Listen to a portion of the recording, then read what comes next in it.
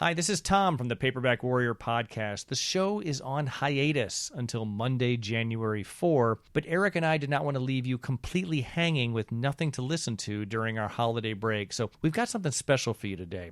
I was planning to do an episode about this obscure author of men's adventure fiction from the late 1960s and early 1970s named John Whitlatch. His paperbacks are really known for their vivid cover art that really just makes you want to buy the books and read them. He wasn't a super prolific guy. He only wrote like 12 books, but they're really sought after by mostly cover art enthusiasts. A couple of his books were westerns, but most were contemporary violent action books. Anyway, as I started researching my John Whitlatch episode, I quickly saw that another podcast had already done a show on him, and I listened to it, and it was actually better than anything I could have written to explain who John Whitlatch was and why he mattered as an author. The podcast in question, of course, was the Six Gun Justice podcast, starring our friends Paul Bishop and Richard Prosch. Their show mostly covers Western fiction, as well as Western movies and TV and comics and pretty much anything to do with the Wild West. Like us, they put out new episodes every Monday, but they also do these shorter solo episodes about specific topics. So anyway, back in July, Paul Bishop did a solo episode explaining John Whitlatch, and he was nice enough to allow us to replay it in our podcast feed for you today. You can subscribe to the Six Gun Justice show wherever you get your podcasts, or hit them up directly at sixgunjustice.com. I hope you like their show, but I hope you don't like it too much because we're, I guess, competing against them for your ears. You can listen to us on your way to work on Mondays and listen to them on your way home. Anyway, we don't have enough listeners to just be giving them away to the likes of Paul and Richard in any case. For my part, I read a John Whitlatch book called Stuntman's Holiday, and I thought it was just okay. It certainly didn't live up to the promise of the cover art, but as you're about to hear, Paul was more enthusiastic about the novel and really all of Whitlatch's work. Based on listening to Paul's episode, I may give Whitlatch another chance. Anyway, without further ado, here is the Six Gun Justice podcast with an episode on John Whitlatch.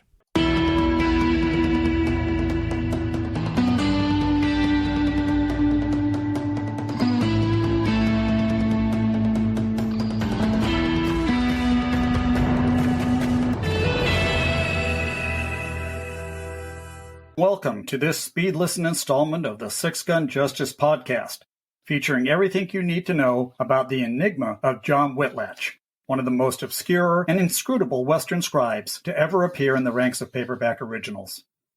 I'm Paul Bishop. My compadre Richard Prosch and I co-host the full-length episodes of the Six Gun Justice podcast, but ride solo for our own Speed Listen bonus installments. John Whitlatch is an author whose name pops up occasionally within men's adventure series genre circles. Between 1969 and 1976, he wrote 11 action novels and then disappeared into the gloaming that hides the Valhalla of midlist writers. His work has never been reprinted, possibly due to the way his family felt about his books. While only two of his works, Iron Shirt and Shootout at Dawn, are westerns, I consider at least a half a dozen more: Gannon's Vendetta, Gannon's Line, Morgan's Rebellion, Morgan's Assassin, Stumpman's Holiday, and Corey's Losers to be modern neo-westerns of the First Order. For those who know about them, the Whitlatch paperback originals are extremely collectible, but not just for the stories themselves. The Whitlatch paperbacks were published with a series of stunning covers. Lurid and garish, they featured outlaw bikers, babes in jeopardy, and tough heroes out for revenge. The covers of Whitlatch's novels could just as easily have graced the covers of any of the men's adventure magazines of the day, and there has never been another series of paperback covers created to rival them. To make those stunning covers even more collectible is the artist who painted them, Norm Eastman and Mel Carrere, two of the most revered of all men's adventure magazine artists. If you're keeping score, Eastman painted the covers for Gannon's Vendetta, Lafitte's Legacy, Tanner's Lemming, Frank Key's Plan, The Judas Goat, and Morgan's Rebellion, while Mel Carrere painted Morgan's Assassin, Stumpman's Holiday, and Corey's Losers. The presence of Men's Adventure magazine's top model, Steve Holland, the face that launched 1,000 paperbacks, on several of the covers also adds another layer of niche collectability. Unfortunately, Whitlatch's last novel, Gannon's Line, did not receive a similar instantly collectible cover. Instead, even though the small central illustration was by the great Robert Maguire, The cover design itself was generic and instantly forgettable. While the covers of Whitlatch's books are often the catalyst for men's adventure readers to buy and collect them, the writing between the covers is uniformly terrific. They are, however, definitely in sync with the attitudes and mores of the time period in which they were written. Whitlatch is hardly politically correct by today's standards.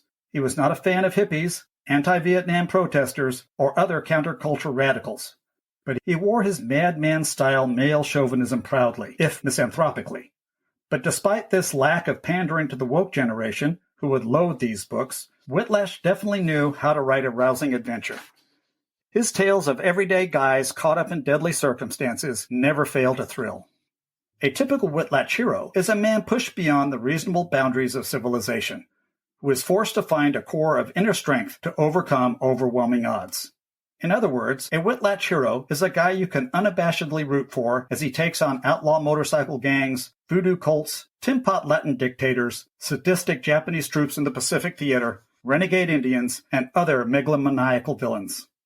Whitlatch's novels are straightforward contemporary actioneers. Even when writing a Western such as Iron Shirt or his World War II thriller The Judas Goat, the narratives are straight out of the men's adventure genre. At least 3 of his novels, Morgan's Rebellion, 1969, Gannon's Vendetta, 1969, and Lafitte's Legacy, 1971, appeared prior to publication in condensed versions billed as bonus books in the popular men's adventure magazine, Man. The issues of Man, featuring the condensed bonus book versions of Whitlatch's novels, are important to completists because each of the stories is accompanied by a 2-page spread illustration, which are the works of another of the greatest men's adventure magazine artists, Bruce Minnie. For those who are continuing to keep score, Whitlatch's stories, both in paperback and in the men's adventure magazines, had cover art or 2-page illustrations by Norm Eastman, Mel Carrere, Bruce Minnie, and Robert McGuire. When it comes to paperback cover art, there are a number of other great illustrators: Gil Cohen, Norm Sanders, Robert McGinnis, and Samuel Pollan, to name a few. But to have 4 of those 8 appearing on your work is mind-blowing. I don't know of any other fiction author who could match that lineup. Whitlatch was a rare breed. His stories are full of action, but written with an element of authenticity uncommon in men's adventure novels.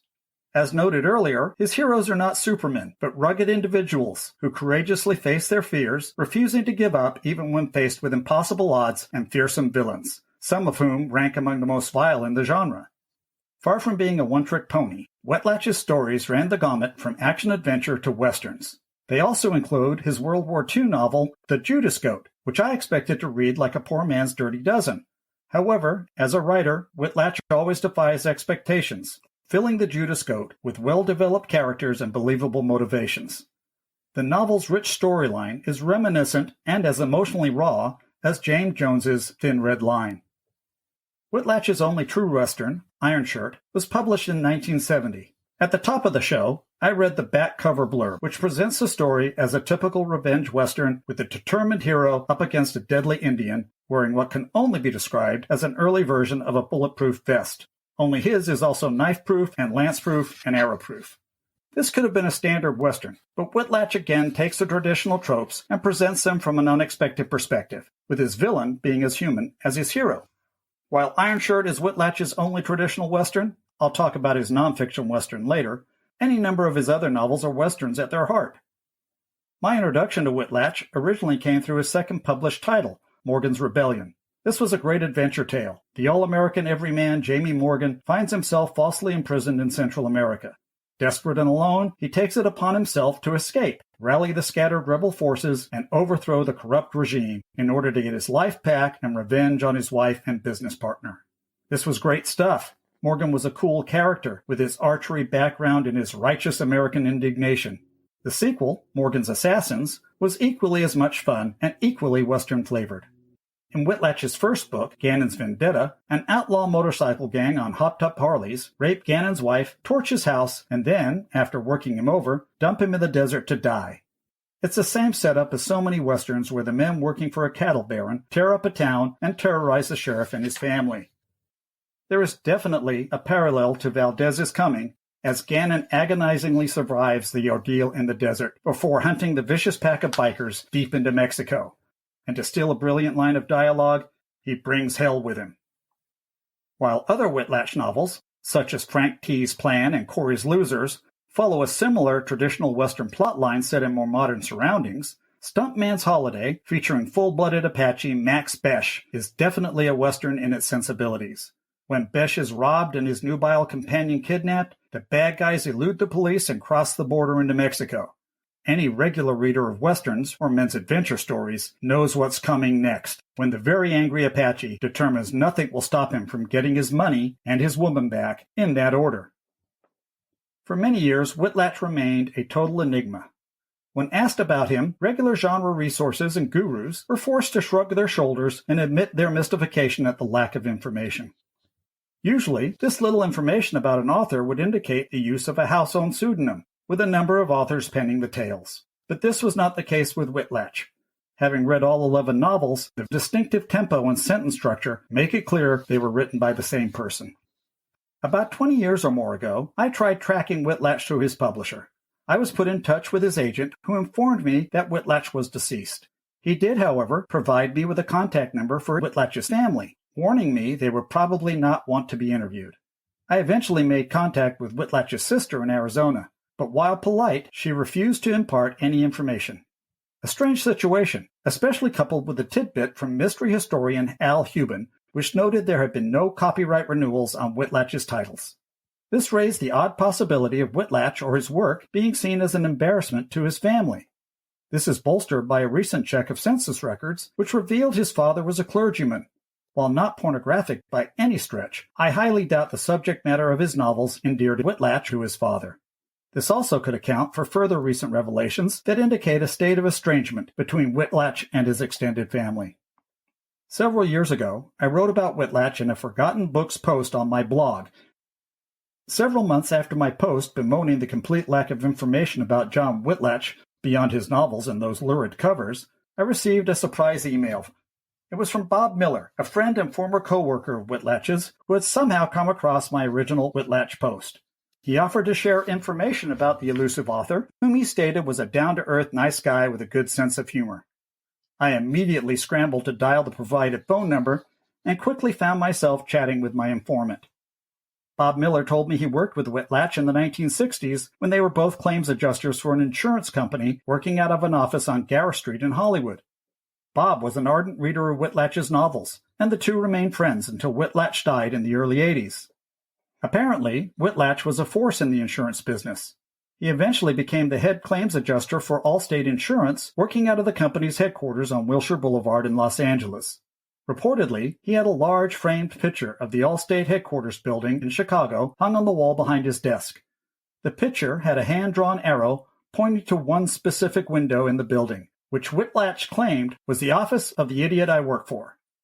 While working as a claims adjuster, Whitlatch also attempted to branch out into private business. For several years, he operated a self-service laundry on Ventura Boulevard in the San Fernando Valley with his wife Geraldine. However, the business was forced into bankruptcy when long-term street repairs closed easy access to the building. Crippled with a bad limp since childhood, Whitlatch didn't let his physical infirmities keep him down. Miller remembers Whitlatch's visits to the ranch where Miller's father-in-law trained and bred horses. Whitlatch always managed to get around and showed an interest in everything. During the time of his visits to the stables, Whitlatch began writing spec movie scripts. Miller's father-in-law had contacts in the movie industry through several of the horse owners from whom he bred and trained. He allowed Whitlatch access to those contacts, and while Whitlatch never sold a script, he received encouragement and praise for his writing. On one stable visit, Whitlatch witnessed Miller's father-in-law putting Vicks vapor rub in a mare's nose in order to get her to accept a foal that wasn't hers. The Vicks worked to distort the mare's olfactory senses so she couldn't tell the foal wasn't her own. Whitlatch was later to use the scene in one of his novels. A perfectionist when it came to insurance work, Whitlatch was a taskmaster, never letting correspondence or reports leave the office until they were letter perfect. But while he found insurance work financially rewarding, he longed to quit and write full-time.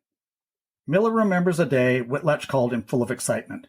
He had just sold his first 2 novels to Pocket Books, who planned to publish them simultaneously, a first for the publishing house. Whitlatch eventually quit Allstate to pursue his writing career. He had a number of other novels published, but there was bad news on the horizon. 2 years later, Miller received a phone call from his friend. Whitlatch told Miller he had been diagnosed with a brain tumor and had been given 6 months to 2 years to live. Whitlatch's final book, Shootout at Dawn, was a nonfiction Western, an account of the deadly events at a remote southern Arizona cabin in 1918. The book was written with Tom Power, one of the survivors of the clash. Whitlatch died shortly after it was published by Phoenix Books in 1981. From other sources, it appears Whitlatch's wife died sometime around 2005. The couple had no children. While Whitlatch will most likely remain a cipher, his legacy has given us 11 remarkable action novels, any one of which I can recommend. Thanks for listening to this bonus Speed Listen installment of the Six Gun Justice podcast. Remember to check out our website at www.sixgunjustice.com for regularly updated reviews, articles, and interviews from the best of the Western wordslingers. You can also email your questions or comments to sixgunjusticewesterns@gmail.com. Full-length episodes of the Six Gun Justice podcast, Six Gun Justice Speed Listens, and Six Gun Justice Conversations are available on all streaming platforms. Until next time, keep safe and stay healthy. Be kind to yourself, be kind to others. Wash your hands regularly. Keep your fingers away from your face. Keep your coonskin hat on tight and wear your mask. Adios. I'm out of here. Let's ride.